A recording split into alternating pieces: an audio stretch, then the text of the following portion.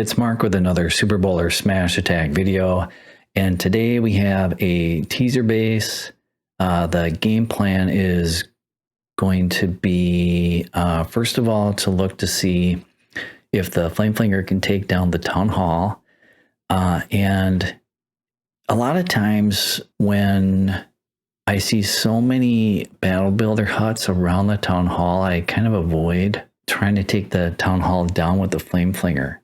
And it's just because they will, yeah, I mean, they just keep that Town Hall alive so long. It kind of increases the chances that the Flame Flinger is not going to be able to take down the Town Hall before it opens up. But in this case, though, there's one in front of the Town Hall, so that one is going to go down before the Flame Flinger targets the Town Hall, and these three here behind the Town Hall, they are going to go down from the residual damage, the fire spirits, from when the Flame Flinger is hitting the Town Hall. So I'm not as worried about them. And in fact, it's kind of good that the monolith is right next to the Town Hall here too, because the monolith should also be taking residual damage.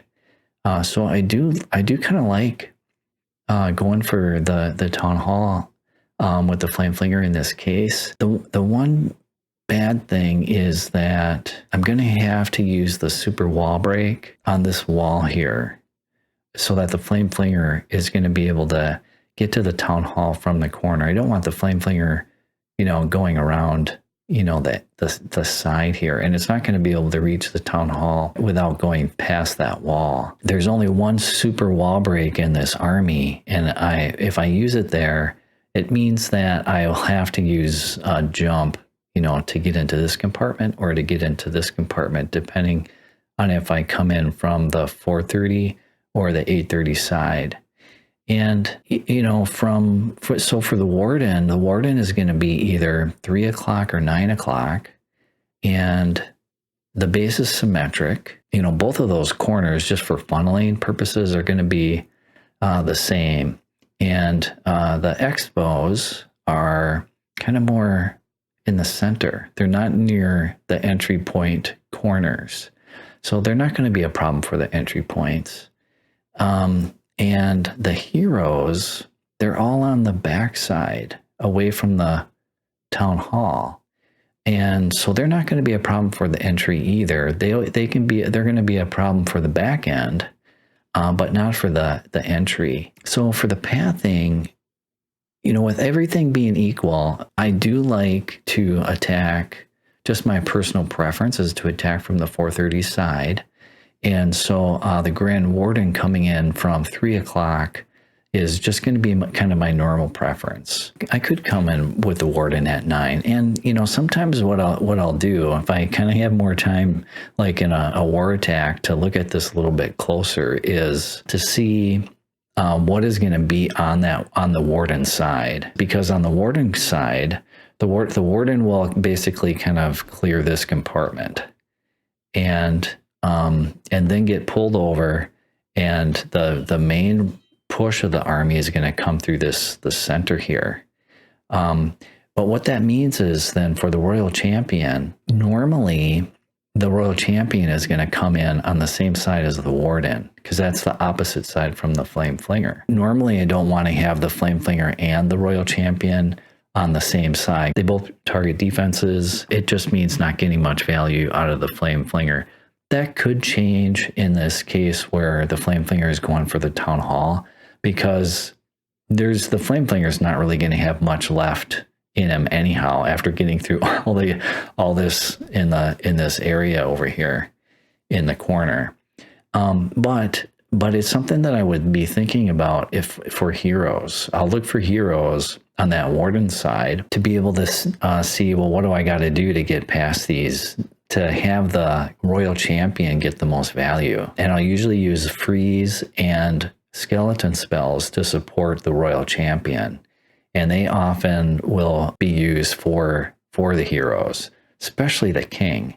I mean, the King, just one-on-one, the King versus the Royal Champion, the king is going to end the royal champion.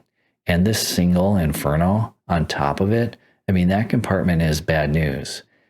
So most likely I'm going to be using a freeze and a skeleton spell in this compartment with the Single-Inferno if I can. And for this royal champion, it does help that the royal champion is on the edge. I could use a headhunter to kind of help with that one. Yeah, so those would be kind of the things that I would be thinking about. You know, some of those decisions sort of just happen kind of on the fly, and because it kind of depends on what the main smash takes out. And so for the entry then, the jump, the pathing for the main army for the smash is going to be coming through this 430 side, archer tower cannon, into this compartment. Since I'm already using a jump there, it means that I would have to use another jump, you know, kind of like where this this warden and cannon are. I don't think I did it quite this way in the attack, but actually I think I could have placed the jump a little bit better in the actual attack.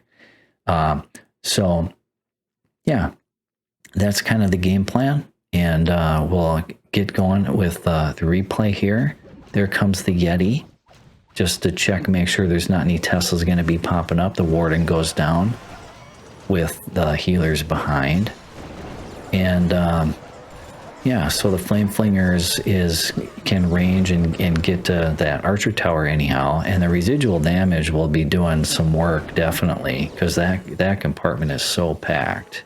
Super Wallbreaker to open it up. I put in another Yeti to help clear some buildings and a wizard behind, just to kind of help speed things up a little bit for clearing some of those buildings. Yeah, and then so we kind of wait for that to happen. The Yeti gets sprung, but it takes out another building, so it's not all bad. Here comes the Flame Flinger through the opening left by the wall break. The Warden has already taken down that multi-inferno, so, you know, that's perfect. We don't want that multi-inferno alive, taking down healers as the main army goes by, which can be a problem with the town hall. You can see I put the jump down. There's this one building here, this spell factory, that I got to get down to keep there. I put a wizard down because I want to get that building down before I put the main army in. Now I can put the main army in. Here comes the king and the ice golems, the queen, bowlers. Notice how they're all kind of more to the right. I don't want them going in the town hall compartment. And I do lose a bowler, unfortunately, I think, to go over there. Yeah, one of the bowlers went over there. But yeah, rage them in the entry, rage the troops in the center and the jump. So I do get access to the eagle compartment, but they can't go in. Here comes the royal champion going against the royal champion. I freeze it because that royal champion is definitely a problem. And the headhunter helps out to take out that defending royal champion. And the royal champion now is going to go to that.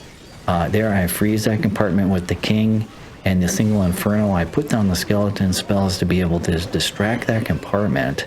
And the loons are coming in to help out, which is key. They just help for that, everything to go down quicker. And you can see, since I didn't put that jump spell in the center down very well, the queen kind of went off to the side. And now the ability for the royal champion takes out a bunch of the buildings, and all of a sudden the defensive queen goes down. The last defensive building goes down, and there's nothing left. There's no defensive left, and there's plenty now to take out the rest of the base. And it was tight, though. Timing was definitely tight. There was just like a couple of seconds left, I think. But there's another example of how strong the Super Bowler smash attack is.